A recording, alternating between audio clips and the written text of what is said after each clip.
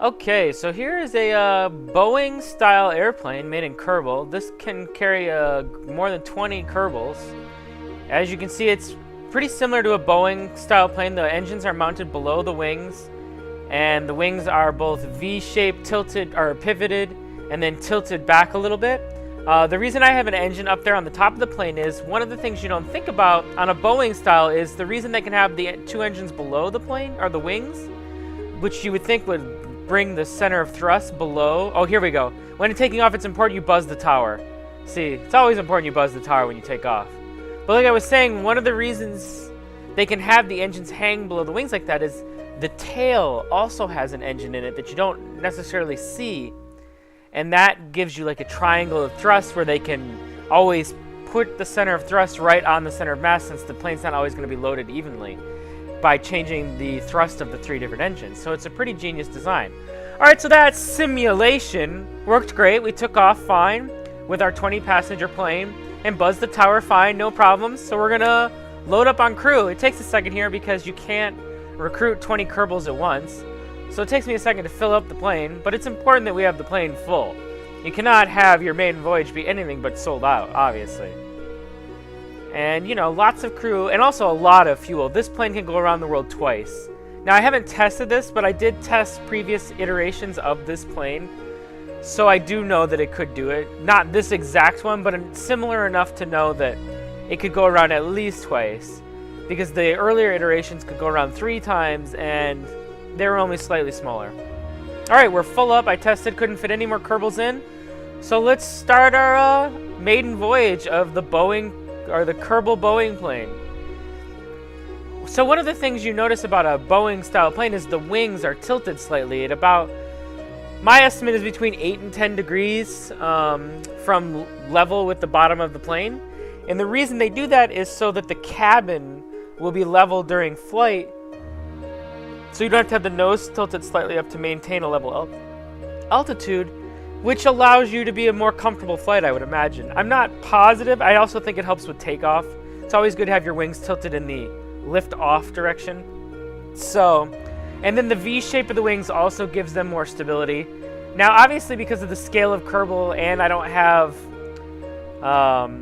the aerodynamics mod installed, I took off really, really quickly, and I can do barrel rolls and all kinds of things. But this plane does fly remarkably similar to a Boeing style plane. It will cruise at about 12,000 meters and hit about 700 miles per hour. Things that are different about it, though, I have the engine not in line with the tail like you would in a plane, or a real plane. Oh, so the whole thing is this Boeing plane was hijacked by terrorists, so the Kerbals are going to jump out, obviously, like you do. They figure they have a better chance of bouncing off the ground and surviving. So we're going to do Kerbal Deployment around the Space Center here to avoid dying to the terrorists. We're going to see how many can survive just jumping out. And I'm so busy watching the Kerbal hit the ground that I don't watch the plane. I'm like, oh, pull up, pull up. If you notice, I get below 10 meters there. So I get really close to the ground. Almost crashed. It's all right. The terrorists are good pilots. They know. But they don't realize people are evacuating yet. I keep clicking the wrong button instead of right, left, or whatever. Another Kerbal out. They jump out really fast. They want to be careful not to get caught in that back engine. Like I said, in a Boeing style plane, that engine would actually be in the tail. But since there's no tail-shaped engine, I put it on top. And what I did was I moved the engines on the wings a little further out so that they would be a little higher to compensate for the higher engine. Oh no, I lowered the wings because they needed to be lower. Yeah, so if you notice, the wings are like literally on the bottom of the plane. And a real Boeing plane is pretty similar to that, actually, but I did as best I could. Also, the V tail wing is different than a Boeing style plane, but I did that to kind of... It gives me a lot more control in all these crazy maneuvers I'm doing, and because I have more control surfaces, and it kind of hides that back engine. Gives it more of the engines and the tail look, which was what I was trying to recreate. I was trying to make it look like a Boeing style plane where you don't even really see that third engine. It's in the tail. Did the best I could with the parts I had. So far we've had 1 survive, 2 survive. I don't know if this guy's gonna go. I like to EVA them and then kind of swat them around with the wings a little bit. Sometimes they get caught, they're really good at hanging on. They grab onto that engine there between the tail wings. They're just like, ah, get away, I don't want to die. But they die anyways, because they're jumping out of a plane. And poof, he did not make it. So far, I think we've had 2 survive, and we've evacuated about 6. So far, not going good. But I guess in a crash, they're probably almost guaranteed death, so. All right, let's swat him down a little bit. Woo! I did enjoy doing this.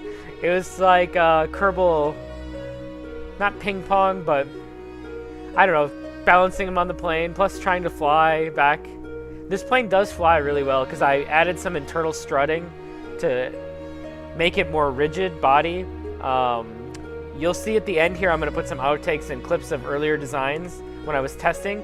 One of the main problems with building a plane like this is when you tilt the wings in 2 different directions and you have the engines mounted to the wings, you have to untilt thatness. You have to undo those tilts with the engine so that the thrust is in the right direction. And when you do that, I don't believe the Kerbal engine accounts for the center of mass on all 3 axes with the engines, because it assumes that if you tilt it, you can only basically tilt them on 1 axis and still line up and point the right direction, right? So the minute you tilt them in 2 directions, you lose your little yellow ball where the center of mass is, and it becomes really difficult to build a plane like this because you have to do a lot of loading into the world to test if it will fly, since you can't see the center of mass, and you have to line up the center of mass with 3 uncentered engines and wings that are tilted in a V shape and inclined about 10 degrees. It gets a little tricky, but to be honest, I tested it with first a smaller version. I only used an 8-man version, and I only tilted the wings in the V shape and didn't give them the 10-degree incline. So my first iteration, the center mass still showed up, and that allowed me to balance the wings with the engines and the landing gear, which allowed me later to build the bigger planes easier, and I'll explain that when I get to that clip. But we're still dumping Kerbals. This guy really hangs on for a long time. And then I think he's still, yep, there he goes. I kind of do a dive. I pull the nose down to fling him up into the air, kind of. I thought maybe if I gave him a little upward motion, he might be more likely to survive. But we'll see. He comes down really fast. And poof. So I'm just killing them all. So far, still only 2 have survived. I think 10 are out now, maybe 12. I start checking containers and they start being more and more empty. I'm getting close to, I think I'm about halfway through them now, more than halfway, because I've got more empty than full now. Curving back around. The terrorists still don't realize the Kerbals are evacuating. It's the Kerbal way, though, to not give in to terrorism, so they would rather take a chance at bouncing than... Alright, so this guy hangs on, and I have no choice but to try and fly with him for a while. I don't want him to fly into that engine, so I'm going to hold him steady. And then I get out a second guy, and I thought maybe they'd knock each other off away from the engine, but instead he just slides underneath it again. They love to hold on to that little railing, or not railing, pylon that holds the engine. So I'm just going to tilt it up and slide this guy into the engine now and see if I can't get one in there. Because then I just realized, not only has one not gone into the engine, but I've but I've done the maneuver that would have put them in there a couple times, and they seem to be avoiding it. So actually, at this point, I'm thinking that they won't even go in there. But it's still funny. Watching to see if any of them live while I do a little maneuvering with the plane. They fly really fast because they have my speed when they EVA out. You know, whatever velocity I had. That guy bounced. I don't know if I switching to him helped him, but he definitely bounced and lived. So we got 3 survivors now. Possibly 4, because that guy looks like he's on the ground in the back there. Yeah, so it looks like 4 survivors. I do have the engines up to full throttle, which makes the plane handle better. But without all the rigidity I would have added with the extra struts, full throttle through this wind produces a lot of vibration because of how big the plane is. It's hard work to shove through the air. But it's funner to have the engines burning bright like that. If you only do like 3/4 throttle, you don't get that cool flame effect. Alright, we're gonna flip this one off the wing here, have a little fun. He gets stuck back in that little cove again, trying to wiggle him loose. Come on, buddy. I do find tipping the nose up seems to bring him free pretty easily. Something about the changing of direction. Now I'm kind of switching back and forth between all the Kerbals, and I kind of don't realize how close to the ground I am. And I'm like, oh, well, the terrorists were going to destroy the plane anyways, and they just realized everyone had evacuated, so they crashed the plane quick before the last couple of Kerbals could jump out. Or something. Alright, so here's some of my earlier versions and some outtakes. We're back to 4 times speed now. I was at 1 time speed for that whole first video because that was requested. I usually do all my videos at 4 times speed, but that one was all at regular speed for a change. So this was the 14 passenger one. Oh no, this is the full 20 passenger one. I'm testing the flying capabilities. You saw I can like slam on the air brakes and come to a slow crawl and fly through the buildings. I thought that was fun. This plane's actually really maneuverable for how many Kerbals can fly in it. Granted, it can't really go above like 16,000 meters without flaming out, but... Alright, so we're going to do a landing now. Since the terrorists crashed it, I'm going to show what this plane can land. It really lands gently if you land in like a normal one, but I wanted to show that even though it's not a VTOL plane, because these engines have reverse thrusting, you can practically land like a VTOL. Look at that. I needed about 25 meters to land there, just because of the reverse thrusting in the engines. Alright, now this was the first iteration. You can see it's really short. It only holds 8 Kerbals. But the idea was this one is I needed to work out the wing design so that it was balanced.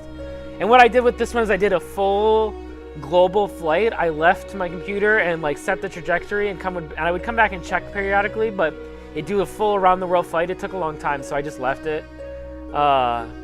Just to see how much fuel it would take, and you could see that I could go around 2 more times still. And I even landed once to time accelerate so that I would land in the sunlight just now. Alright, I used the reverse thrusters to brake and the air brakes. Now I'm going to take off really fast. Look at that. Take off in about 15 meters. And this plane, because it's so short and lightweight, and the thrust-to-weight ratio is so good, it flies like a dream. In fact, this was maybe one of my favorite planes. This wing design, though, only has the V-shape. And like with all testing, you crash. Alright, so I'm showing why. If you see the center mass doesn't show up when I click on that button. So what I have to do is I have to kind of... I've already inclined the wings 10 degrees. Alright, I messed up there, so what I'm going to do is revert so that I get my wings back the way they were. These wings I know are perfectly balanced. So what I'm going to do is I'm going to move the wings and then I'll load the plane in. And if the plane sits on the landing gear, I know the center of mass is in front of the back engines, which is good. Because it tilted back, that means I need to move the wings back further. Now what I need is I need it to sit on the landing gear, but I need the nose to tip forward gently. I want the landing gear to be just behind the center of mass, but not too far behind that it can't take off easily. Although easily taking off is not a problem with this plane since the wings are inclined.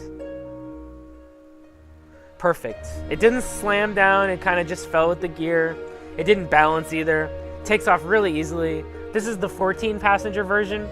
Now I didn't do any internal strutting yet, so what you're gonna see with this iteration is the nose really flops around a lot. And I'm really trying to max out the G meter because I want to see if the plane will brake just from the air. Now since I don't have the aerodynamics mod, it's really unlikely that that'll happen, but I want to see if it can. Now if I had tried this with the 20 passenger one and not strutted, I bet I could break the nose off. Just because of this one's only the 14 passenger one, and look how floppy that is. That nose is really floppy. At this point I'm just literally trying to like flop it as hard as I can. I'm trying to max that G meter out. It looks so funny. I'm like laughing so hard right now. Basically the wings are attached to only one canister, so the whole middle bit is just depending on the strength of all the connections between each one. But even still, you can see this plane is still really maneuverable even with all that floppiness. And like with all tests, you end with a crash because that's how tests go. Alright, so we're back with the 14 person one. I think it's still, I don't know if I've made it rigid yet or still floppy, but I'm going to test the... See, I want to make sure the wings, the 10% incline right there, basically, when you set the horizon at level, it holds level because the wings are already slightly inclined. I wanted to see how fast I could come in for a landing there, and I forgot to put on the air brakes. So like with all tests, ends with a crash. Who doesn't love crashes? Gratuitous crashing. Alright, so this time I went back and I remapped. It's not that I forgot to say. Not that, again, forgot is the wrong word. The air brakes weren't bound, so I bound them back. And now I'm going to try flying with the air brakes again. And what I want to try and do is land in a really short distance again, like I did the first time. But I'm doing a lot of coasting because even with 14 passengers, the glide ratio of this plane's amazing. But yeah, that's it. Just some outtakes and crashes.